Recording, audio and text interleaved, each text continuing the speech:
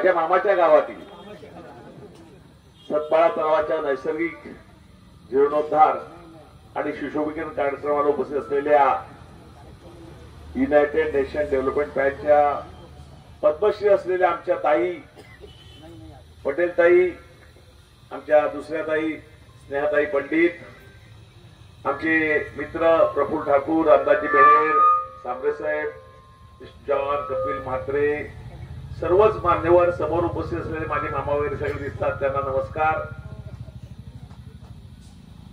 प्रफुल्ल ठाकूरचं मनापासून अभिनंदन करतो की त्यांनी चांगले प्रयत्न करून युनेस्कोकडून चांगला निधी 10% निधी, मला वाटतं 3.5 कोटी रुपयाला खर्च टोटल आहे. आणि आमच्या ताईंनी अतिशय चांगलं काम त्याच्यावरती केलेलं आहे. खरं म्हणजे मला प्रोजेक्टवरती बघायला आवडेल, मी तुझ्याकडून मागून घेईन.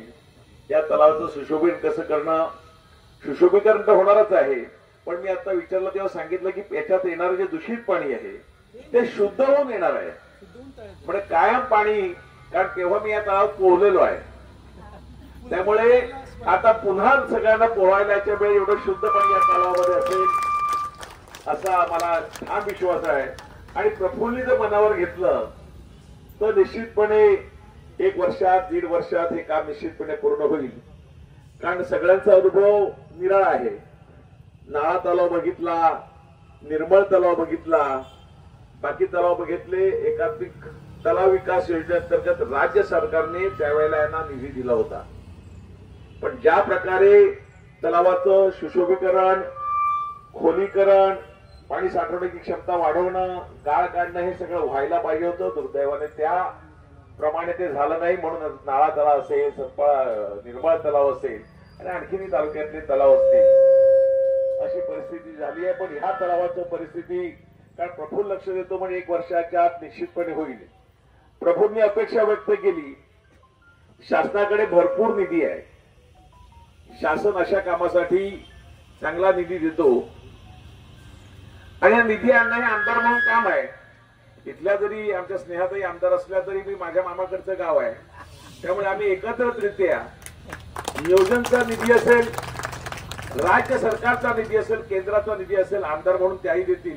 कारण मला माझा हा मतदारसंघ नसल्यामुळे मला देता येणार नाही, पण अनेक आमदार माझ्या संपर्कातले आहेत, त्यांना निधी देता येईल. MLC वाले जे आमदार आहेत, विधान परिषदेचे आमदार आहेत, तेही निधी देतील आणि आपले खासदार तर आहेत.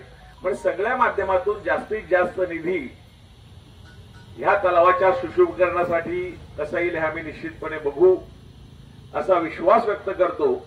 आणि संध्याकाळच्या वेळेला सिनियर सिटीजनला समुद्रकिनारी इथे जवळच आहे, पण समुद्रकिनारी जायला मिळते न मिळते, वेळ नसतो, जाणं शक्य असते नसते, परंतु ह्या तलावामध्ये चांगल्या बेंच वगैरे लावून बसून चांगलं स्मारकीय होणार आहे महाराजांचं.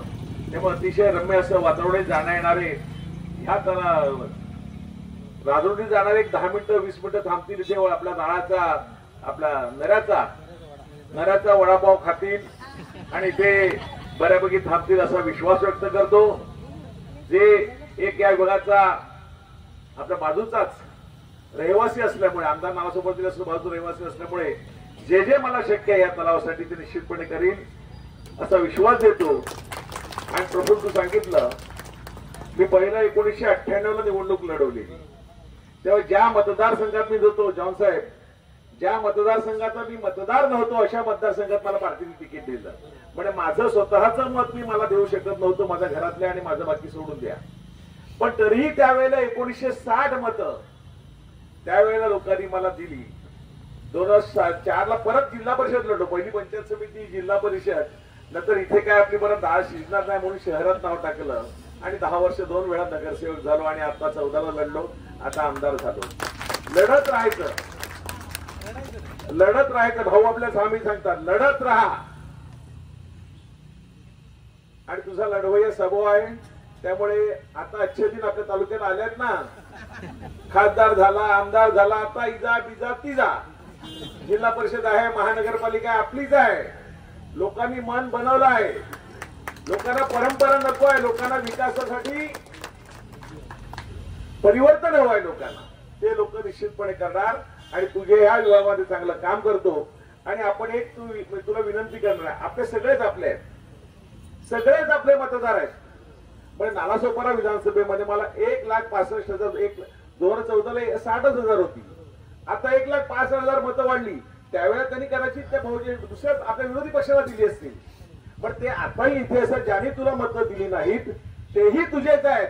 उद्या तुझं विकास काम बघून आणि तालुक्याचं या स्नेहाताई दुबेंच्या नेतृत्वाखाली या विकास कामं बघून पुन्हा त्यांच्या मनात परिवर्तन होईल आणि ती मतं आपलीच होतील ना.